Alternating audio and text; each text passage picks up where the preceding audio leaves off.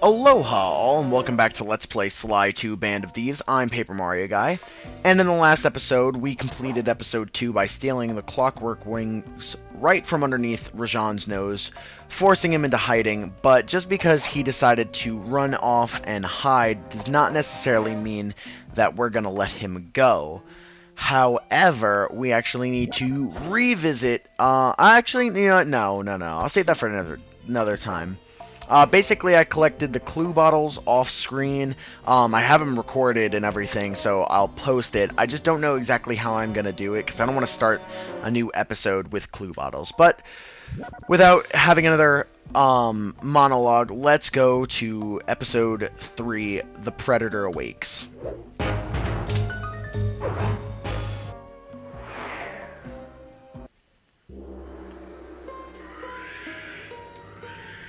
It took some detective work, but the gang and I managed to track down where Rajan had gone into hiding. Somehow, he'd managed to transform a long-forgotten temple into the thriving center of his spice operation, and it's there where we'll find him. The jungle, too thick to drive through, forced us to walk the long distance to our target. We ran into a few problems along the way, but pushed on. For the temple was more than just Rajan's hideout. It was also home to the Clockwork Heart. A pump so strong and tireless, it could increase spice production tenfold. Good for Rajan, but awful for the rest of the world. Hope he's not counting on that heart too much, because tonight, it comes home with me. Sly Cooper and the gang in The Predator Awakes. I love how nice and crisp all of those cutscenes are. They're not very long, but they give you just enough information to tell you why you're going there, a little backstory. It's just fantastic. So, we are now in a new area, but real quick I wanted to show you that I have a lot more coins now, because while I was actually going ahead and grabbing all those clue bottles, as you'll see if you watch the video, I got some of the paintings and got quite a bit of coins. So, we're going to hop out of Sly. We're not going to buy any new... Oh, actually, hold on, real quick, just because I want to make sure of something real quick.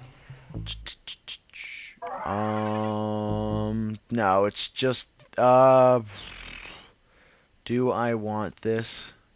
Yeah, I actually do want this. The stealth slide's actually kind of cool, if I remember correctly. So let me go into here. The combat dodge, we're not gonna, I don't think we're gonna equip just yet. But R2 will put as the stealth slide, and that's pretty good. Okay, so let's, alright, we just have to walk out a little bit, I'm pretty sure.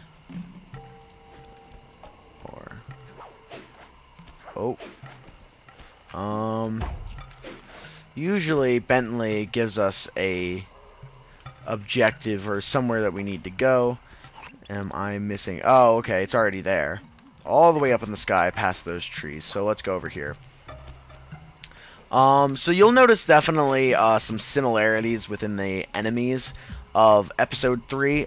They're very much like the enemies in Episode 2 because Sly 2 has consistency to it. And, I mean, it's not like just because Rajan's going into a new area, he's going to have a completely new force of people assisting him in his day-to-day operations. So it's it shouldn't be expected to have new people, but the scenery and the level design is completely different in this level.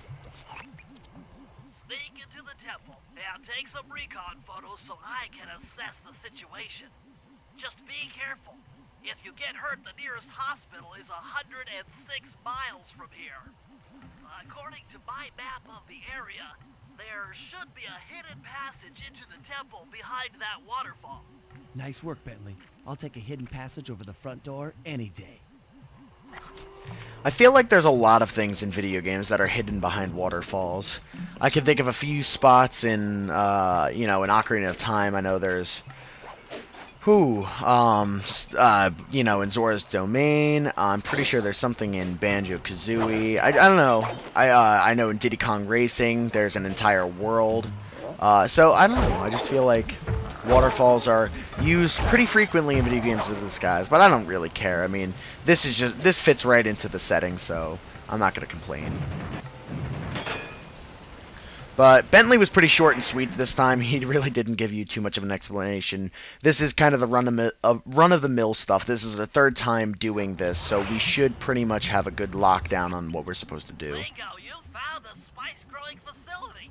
Now, from what I know of photosynthesis, all the expensive equipment should be found at the top of this room. That access tube should get you up there. All right, I'll head for the top.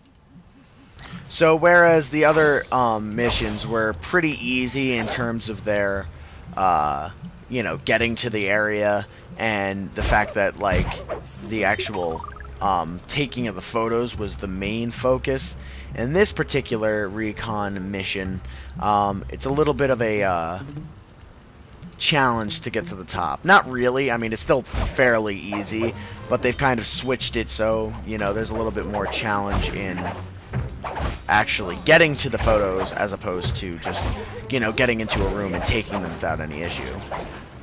My opinions on Episode 3, I mean, I'm obviously going to talk about it as I go through, but Episode 3 kind of changes the tone of the game, I think, to a much more serious one.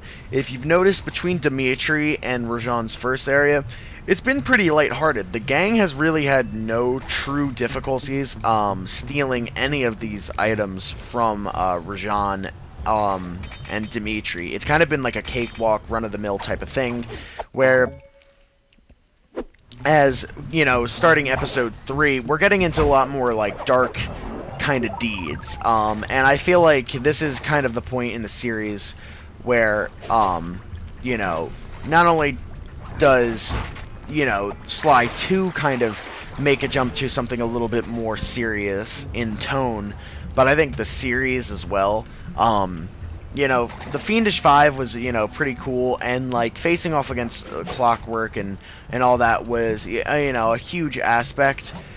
But, at the end of the day, I just felt as though, even with the Fiendish 5, it wasn't such a big deal, The Claw Gang seems more sophisticated and more prepared to, combat Sly. And you'll just, I don't know, after Episode 3 is complete, I think you'll have a good understanding of kind of why I think that. But Episode 3 is definitely interesting. I really do enjoy it. And I think that, it serves its purpose in the game very well. And that's my vague opinions on Episode 3, because I cannot start to talk about things. I'll probably, in the next area, give you a little bit more, opinion on Episode 3, because as of right now, like, I don't have, like, a true opinion that I can really tell you. But just know that it's a cool section. Well, you want to hop into those pipes. Some of the vines around here are really slippery. Jump and hit the circle button to go for a ride. You want to jump into those little buckets so as to be able to jump into even more buckets so that you can get up here and get to this tube, because this is the tube that you need to go to in order to take the recon photos. Here we go. Time for a few recon photos.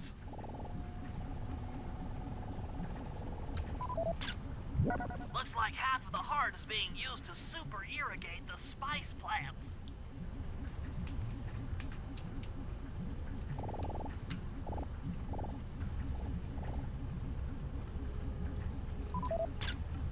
Check it out! Rajan's carrying half the clockwork heart on that stick.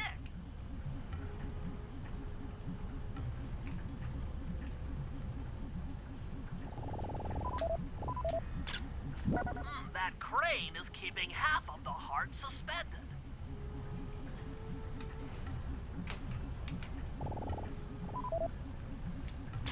There's the entrance to this level, only I can't figure out how to get in here from the temple's exterior. Bring those photos back to the safe house. We'll really need to think about this one.